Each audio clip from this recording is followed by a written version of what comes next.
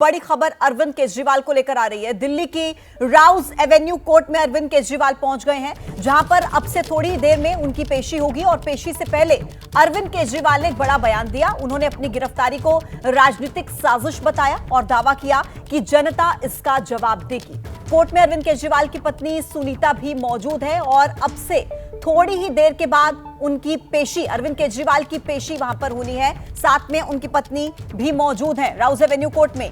तो देखिए, अरविंद केजरीवाल को लेकर ये बड़ा अपडेट आप तक पहुंचा रहे हैं और इसी खबर पर ज्यादा जानकारी के साथ मेरे 3 सहयोगी इस वक्त सीधे जुड़ गए हैं। मनोज ईडी दफ्तर से सीधे हमारे साथ जुड़े हुए हैं, दीपक आप दफ्तर के बाहर इस वक्त मौजूद हैं और राउज एवेन्यू कोर्ट से सीधे लाइव अपडेट हम तक पहुंचा रहे हैं निपुण। सबसे पहले आप ही के पास आते हुए, अरविंद केजरीवाल वहां पर पहुंच चुके हैं, कितनी देर में माना जा रहा है कि पेशी होगी कोर्ट के सामने? वो तो है, देखिए लगभग 15 मिनट हो गया अरविंद केजरीवाल को जब कोर्ट रूम में लाया गया है इसको, और किसी भी वक्त जज अपनी सीट पर आकर, क्योंकि उनको सूचना दे दी गई होगी अभी तक कि आरोपी को लाया जा चुका है और यही एक मामला था जिसको 2 बजे करीब उनको सुनना था।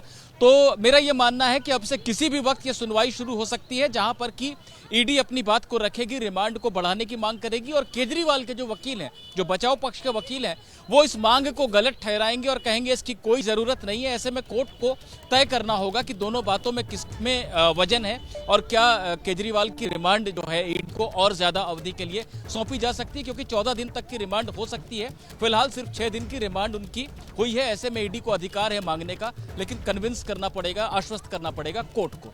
ठीक है निपुण, ईडी दफ्तर के बाहर इस वक्त मनोज हैं, उनसे पूछ लेते हैं, उनसे समझ लेते हैं कि मनोज कितने दिन की रिमांड और मांगी जा सकती है ईडी की तरफ से? क्या आप सूत्रों के हवाले से या कुछ अपडेट अंदर खाने से आपके पास है?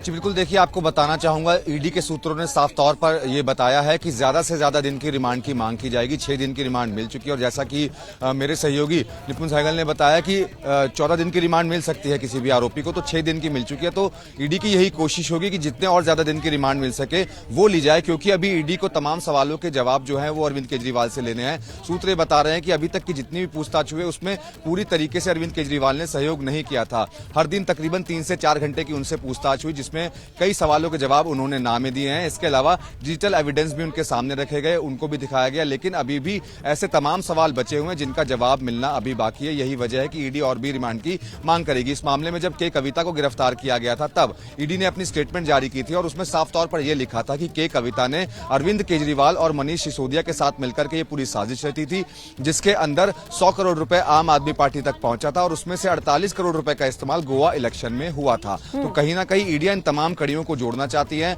और यही वजह है कि ईडी एक बार फिर से रिमांड की मांग करेगी अरविंद केजरीवाल की, क्योंकि जितने तमाम सवाल हैं उन सभी सवालों के जवाब अभी तक ईडी को नहीं मिले हैं। बिल्कुल ठीक है मनोज, और अब ईडी किस तरीके से रिमांड मांगती है या कोर्ट में क्या होगा ये समझने के लिए थोड़ा सा इंतजार हमें करना होगा। लेकिन दीपक, आम आदमी पार्टी के जो कार्यकर्ता हैं, नेता हैं, वो इस वक्त इस सिचुएशन को लेकर किस तरीके से रिएक्ट कर रहे हैं, वो क्या कह रहे हैं?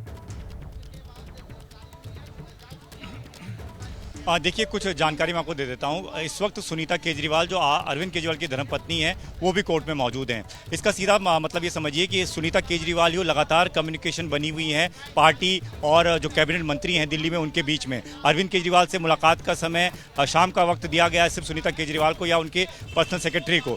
इस दौरान सुनीता केजरीवाल 2 प्रेस कॉन्फ्रेंस कर चुकी हैं, उसमें बता चुकी हैं कि किस तरीके से अरविंद केजरीवाल ने जो संदेश भिजवाए हैं वो पढ़ के सुना रही हैं। तो आज भी कोर्ट में वो हैं, वहाँ पर अरविंद केजरीवाल से उनकी मुलाकात होगी, उनसे बातचीत होगी और अरविंद केजरीवाल कोई मैसेज देना होगा तो उनके जरिए वो देने की कोशिश करेंगे।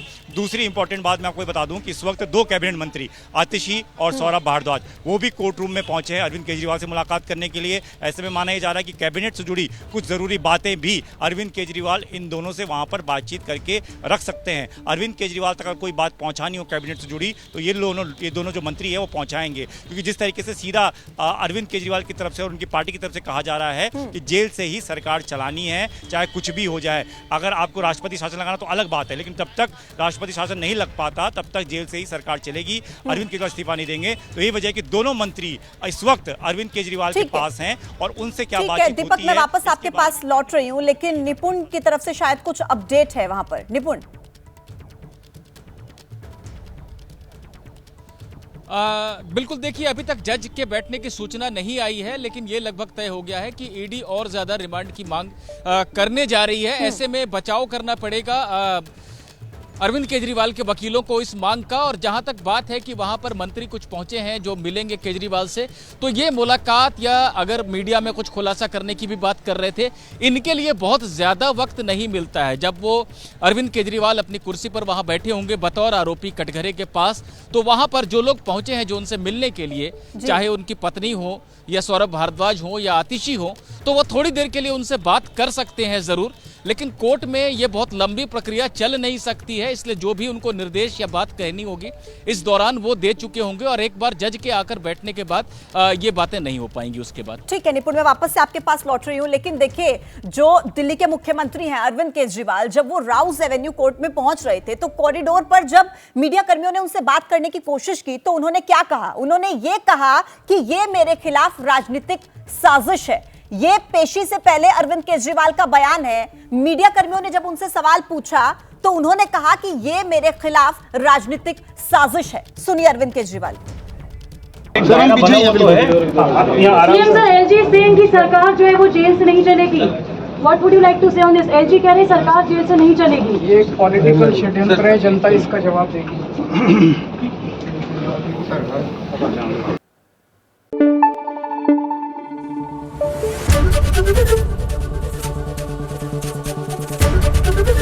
एबीपी न्यूज आपको रखे आगे।